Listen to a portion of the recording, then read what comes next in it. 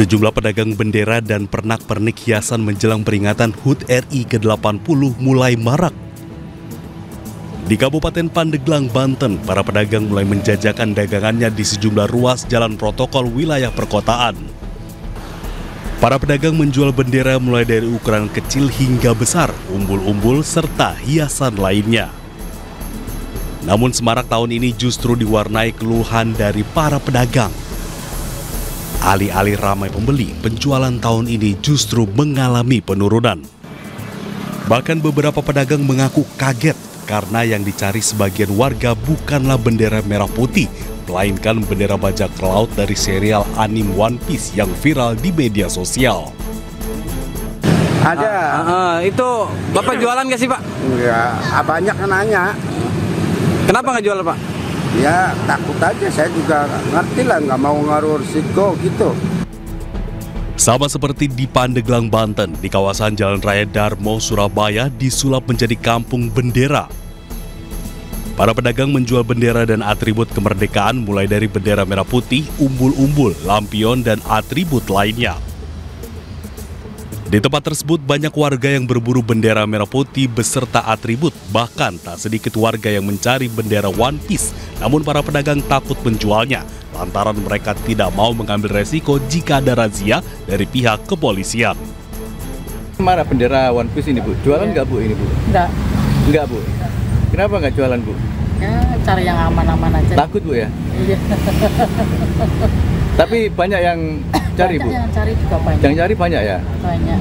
Tapi takut menjualnya? Iya. Yang nyetok juga banyak, Bu? Ya, yang nyetok 1-2 aja. 1-2 aja ya? Iya. Tapi banyak yang nyari, Bu, ya? Banyak yang cari. Tapi nggak berani jual ya? Nggak, Bu? Enggak, Mas. Soalnya sudah ada bendera sendiri merah putih, kenapa harus ada bendera yang lain? Tapi banyak yang cari, Bu? Ada yang cari, tapi saya nggak jualan. Kenapa, Bu? Takut atau takut rahasia atau gimana? Enggak, memang nggak sependapat aja. Nggak kalau sependapat ada ya? bendera yang lain. Tulisannya One Piece, kenapa harus gambar tengkorak gitu loh, Mas? Kalau gambar tengkorak kan menakutkan. Fenomena pengibaran bendera One Piece yang ramai di media sosial yang dikenal sebagai simbol kelompok bajak laut disebut sebagai ekspresi sosial sebagian warga. Namun di mata pedagang, momen kemerdekaan harus tetap dihormati dengan mengibarkan bendera merah putih. Tim Liputan iNews melaporkan. Pemirsa, 2 mantan menteri di Kabinet Jokowi diperiksa KPK, yakni mantan Mendikbudristek Nadiem Makarim serta mantan Menteri Agama Yakut Khalil Qomas.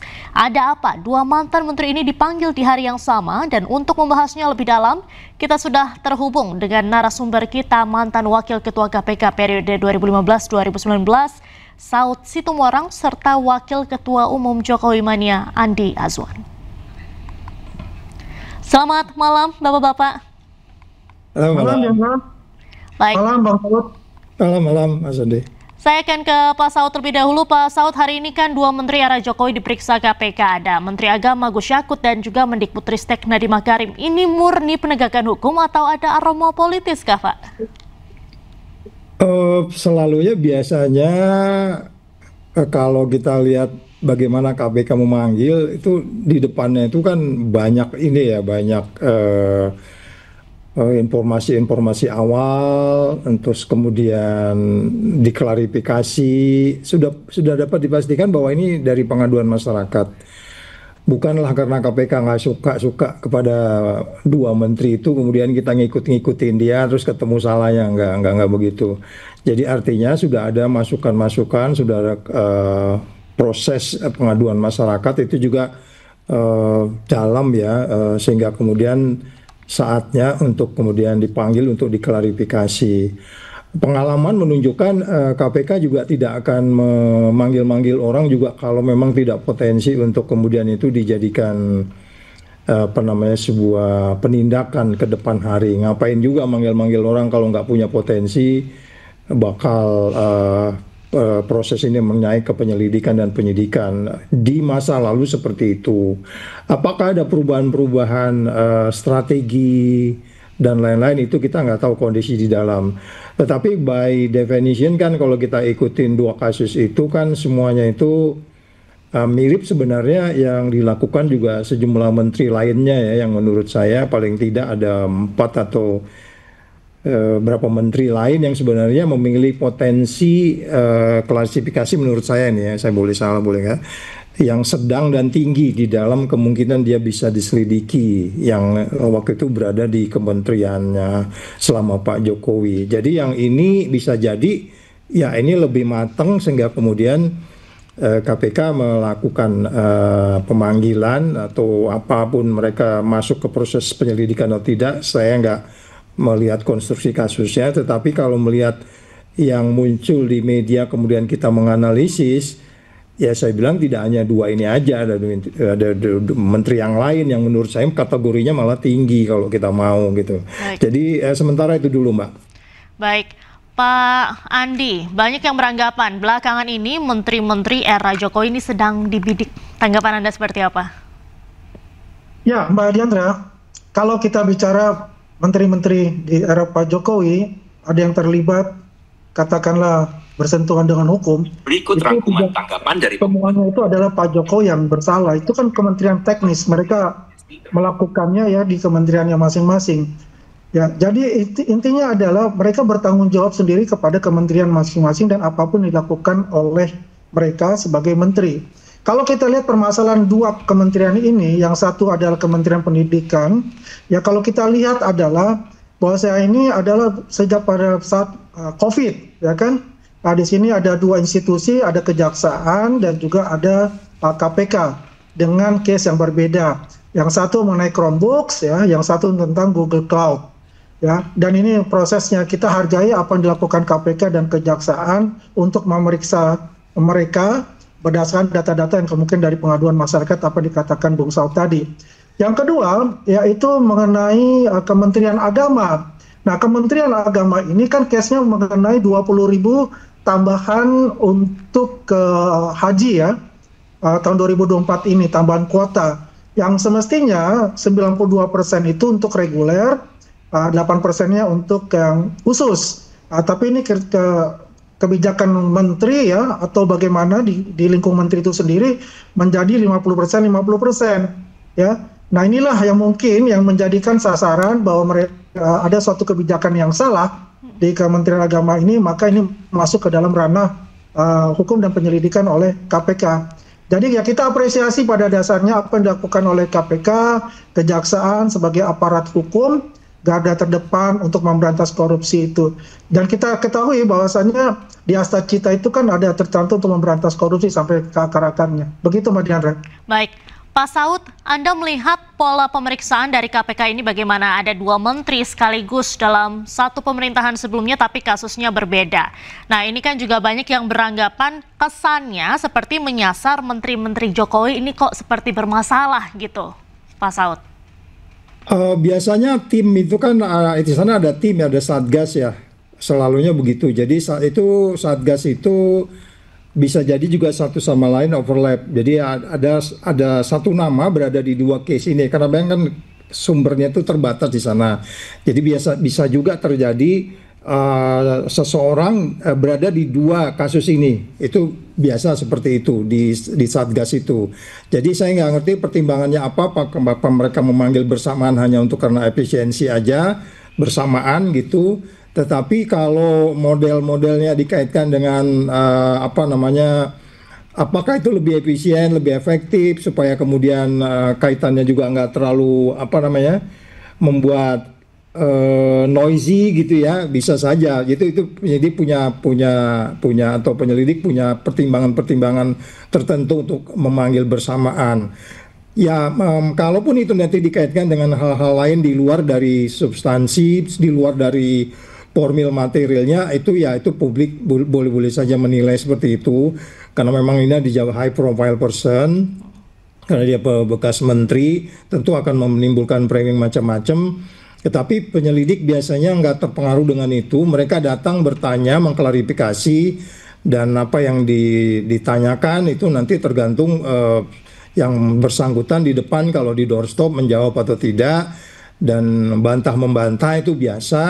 Penyelidik juga seperti yang saya katakan di depan tadi, biasanya mereka sudah membayangkan sebenarnya ini hanya soal waktu aja kalau mereka memang mau melanjutkan itu ke penyelidikan atau penyidikan. Karena jarang itu kalau seseorang menteri dipanggil kalau hanya untuk hanya untuk mengklarifikasi hal-hal yang tidak ada kaitan langsung dengan tanggung jawabnya atau perbuatan yang bersangkutan. Apakah itu nanti dikaitkan dengan undang-undang tindak pidana korupsi atau undang-undang lain? Kan ini kan ada kaitan juga dengan undang-undang lain, misalnya bagaimana pelaksanaan ibadah haji, bagaimana juga undang-undang pendidikan dan seterusnya. Gitu, Mbak. Baik. Kalau Pak Andi, menurut Anda seperti apa? Ya, kembali lagi ini adalah murni hukum ya, tidak ada kaitannya dengan Presiden ke-7 ya, walaupun mereka semua adalah mantan dari menteri-menteri beliau. Dan perlu diingat ya juga bahwa mereka ini juga representatif dari partai politik ya di dalam kepemerintahan beliau pada saat itu ya.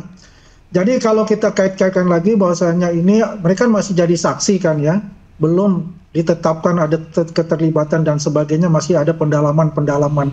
Jadi kita ini masih mengatakan bahwa ini adalah praduga tak bersalah lah, seperti itu ya, presumption of justice itu. Jadi kalau kita lihat ini ya kita tunggu saja bagaimana proses-proses yang berlanjut, pendalaman-pendalaman oleh dua institusi ya, baik kejaksaan maupun KPK, sehingga kasus-kasus ini bisa jadi terang benderang ya, apakah ini suatu kebijakan, kesalahan kebijakan, atau memang ada suatu kesengajaan dan atau ada suatu komplotan dan sebagainya. Yang penting adalah semuanya harus taat hukum ya, semuanya harus apapun yang diputuskan itu harus mengikuti seluruh jalur hukum. Begitu, Diandra. Baik, Pak Andi, sejauh ini kan sudah ada 7 Menteri Jokowi yang sudah menjadi terpidana begitu, dan juga ini ada tambahan 2 lagi yang notabene-nya terseret dugaan kasus korupsi. Menurut Anda seperti apa nih?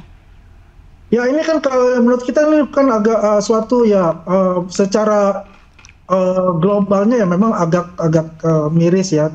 Tapi ini kenyataan bahwa membuktikan bahwa Pak Jokowi itu tidak cawe-cawe dalam hukum. Kalau itu bersalah ya aparat hukum silakan untuk menindak siapapun itu gitu loh. Mau menteri kayak mau apapun siapapun, kalau terlibat secara hukum tidak ada keistimewaan di orang itu sendiri. Baik. Yang jelas bahwasanya tidak ada melanggar dari kaidah-kaidah atau norma-norma hukum sendiri dalam menentukan bahwa orang itu bersalah atau tidak. Baik. Begitu dia. Terakhir, Pak Saud, tadi menarik menurut Anda, jarang sekali menteri dipanggil KPK untuk hanya klarifikasi saja. Nah, menurut Anda ini apakah sudah ada indikasi pemeriksaan KPK ini akan berlanjut hanya sebatas pemeriksaan saksi sajakah, atau memang ada kemungkinan kedua menteri ini bisa saja jadi tersangka, Pak? Ya, sekali lagi saya mengatakan bahwa pemanggilan itu tentunya banyak yang harus diklarifikasi. Sangat mengganggu kalau manggil orang yang saya sebut di bagian depan tadi, high profile person, nggak asal dipanggil-panggil begitu aja, mengganggu kehidupannya. Jadi harus ada pertimbangan yang keras, yang kuat, yang memungkinkan memang dia harus bertanggung jawab di dalam kasus yang sedang ditangani. Tapi lagi-lagi style bisa berubah, strategi bisa berubah, cara-cara menangani kasusnya juga bisa berubah tanpa mendahului, karena bagaimanapun azas praduga tidak bersalah itu harus tetap kita hargai tentu. Tetapi menjadi tidak efisien, jangan lupa memberantas korupsi itu efisiensi menjadi bagian yang paling penting, sehingga tidak menimbulkan prasangka di luar dari formil material penegakan hukum itu sendiri. Itu yang saya sebutkan KPK yang kemarin beberapa hari yang lalu mereka baru mengumumkan kinerja mereka yang mereka sadari bahwa kinerjanya masih rendah. Mungkin ini bisa jadi mereka ingin memacu kasus sehingga di akhir semester kedua nanti ke depan mereka dalam laporan pertanggungjawaban penindakan bisa lebih banyak. Bisa jadi juga itu kaitannya gitu, Mbak. Baik. Terima kasih banyak Pak Saud dan Pak Andi sudah bergabung dengan iNewsroom malam hari ini. Salam sehat selalu Bapak-Bapak, selamat malam.